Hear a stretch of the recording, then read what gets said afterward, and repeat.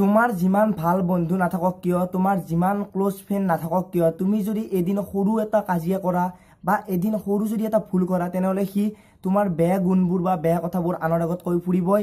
এইটোৱে হৈছে আজিকালি মানুহৰ নিয়ম। নিশ্চয় আপোনালোকৰো ক্ষেত্ৰত তেনেকুৱা হৈছে। তেনেকুৱা যদি হৈছে তেনেহ'লে মোক কমেণ্ট কৰিব। মোৰো ক্ষেত্ৰত বহুতো হৈছে, মই যিহেতু ভিডিঅ'ৰ আগত ক'ব নোৱাৰোঁ। যিয়ে নহওক, কালি যিটো ভিডিঅ' আপলোড কৰিছিলোঁ সেই ভিডিঅ'টোত মই কৈছিলোঁ যে RPFৰ ওপৰত 8,000ৰ ওপৰত পোষ্ট ওলাইছে। এই 8,000ৰ ওপৰত ভিডিঅ' লাগে যদি মোক কমেণ্ট কৰিব। বহুতে কমেণ্ট কৰিছে, তাৰ বাবে মই এইটো ভিডিঅ' বনালোঁ।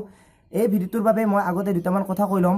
যিহেতু এপ্লিকেশ্যন ফিজ SC আৰু STৰ বাবে 250 টকা আৰু OBC আৰু জেনেৰেলৰ বাবে 500 টকা। এই 500 টকা আৰু 250 টকাটো সেই ৰেলৱেত এপ্লাই কৰাৰ দৰে বা 62,907টা পোষ্টত এপ্লাই কৰাৰ দৰে ৰিটাৰ্ণ দিব। ৰিটাৰ্ণ দিয়াৰ কাৰণে আগতে বহুতে ভুল কৰিছিল যে য'ত এপ্লাই কৰে, নেট কেফেত হওক বা নেট কৰা দোকানতে হওক, য'ত এপ্লাই কৰে তাৰ মানুহৰ একাউণ্ট নাম্বাৰটো দিয়ে আৰু একাউণ্ট নাম্বাৰটো যেতিয়া পইচাটো ঘূৰাই দিব বুলি কয় তেতিয়া মাথাটো গৰম হৈ যায়। সেইবাবে আগতে এইটো ভুল নকৰিব, যিটো ভুল সেইটো এপ্লাই কৰোঁতে কৰিছিল। এতিয়া আপোনালোকে নিজৰ একাউণ্ট দিব বা নিজৰ ঘৰৰ মানুহৰ একাউণ্ট দিব। যিহেতু পইচাটো ৰিটাৰ্ণ পাব, সেইবাবে আপোনালোকে নিজৰ একাউণ্ট দিব। এতিয়া চাওঁচোন আহক, এই ভিডিঅ'টোত ডিটেইলছখিনি সকলোবোৰ পোষ্টৰ বাবে টোটেল পোষ্ট আছে 8,619টা। 8,619টা পোষ্টৰ বাবে মেল ফিমেল দুটাৰে বাবে আছে। মেলৰ বাবে আছে 4,403টা আৰু ফিমেলৰ বাবে আছে 4,216টা। এডুকেশ্যনেল কোৱালিফিকেশ্যন হ'ব মেট্ৰিক পাছ। আপোনালোকে যদি মেট্ৰিক পাছ কৰিছে তেনেহ'লে এপ্লাই কৰিব পাৰিব।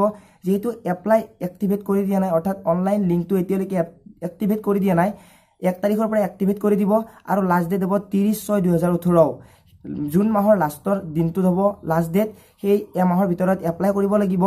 এপ্লাই কৰি উঠি যেতিয়া প্ৰথমতে আপোনালোকে দিব লাগিব CBT, অৰ্থাৎ চিলেকশ্যন প্ৰচিডিউৰবোৰ হ'ব CBT, PET আৰু হ'ব PMT। PMT মানে হৈছে ফিজিকেল মেজাৰমেণ্ট টেষ্ট। তাৰপিছত হ'ব DV, ডকুমেণ্ট ভেৰিফিকেশ্যন। এই 4টা প্ৰচেছৰ দ্বাৰা আপোনালোকক চিলেকশ্যন কৰা হ'ব। অৰ্থাৎ আপোনালোকে চিলেকশ্যন হোৱাৰ বাবে এই 4টা প্ৰচেছ পাছ কৰিব লাগিব। তাৰ বাহিৰেও মই যিহেতু লাষ্ট ডেটটো আৰু ষ্টাৰ্টিং ডেটটো কৈ দিলোঁ, আৰু এবাৰ কৈছোঁ, ষ্টাৰ্টিং ডেটটো হৈছে 1/6/2018, লাষ্ট ডেটটো হৈছে 30/6/2018। তাৰ বাহিৰেও ইয়াতে উল্লেখ কৰিছে যে এজ লিমিট হ'ব লাগিব 18ৰ পৰা 25 বছৰৰ ভিতৰত আৰু এজ ৰিলেক্সেশ্যন থাকিব 62,907টা পোষ্টত যিমান আছিল SCৰ বাবে, STৰ বাবে বা OBCৰ বাবে, ঠিক তেনেদৰে ইয়াতো এজ ৰিলেক্সেশ্যন ছেম ৰখা হৈছে। আৰু তাৰ বাহিৰেও আপোনালোকে, মই যিহেতু এপ্লিকেশ্যন ফিজটো কৈ দিলোঁ, এপ্লিকেশ্যন ফিজটো আপোনালোকে যেতিয়া পে'মেণ্ট কৰিব চালানৰ সহায়ত বা নেট বেংকিঙৰ সহায়ত বা ডেবিট কাৰ্ডৰ সহায়ত, তেতিয়া আপোনালোকে নিজৰ একাউণ্টৰ নাম্বাৰটো দিব। যিহেতু পইচাটো ঘূৰাই দিয়া হ'ব, সেয়ে আপোনালোকে এইখিনি কাম কেতিয়াও ভুল নকৰিব। এপ্লাই কৰাৰ আগতে নিজৰ একাউণ্ট দিব বা ঘৰৰ মানুহৰ একাউণ্ট দিব। আজিৰ ভিডিঅ'টোত এইখিনিয়ে।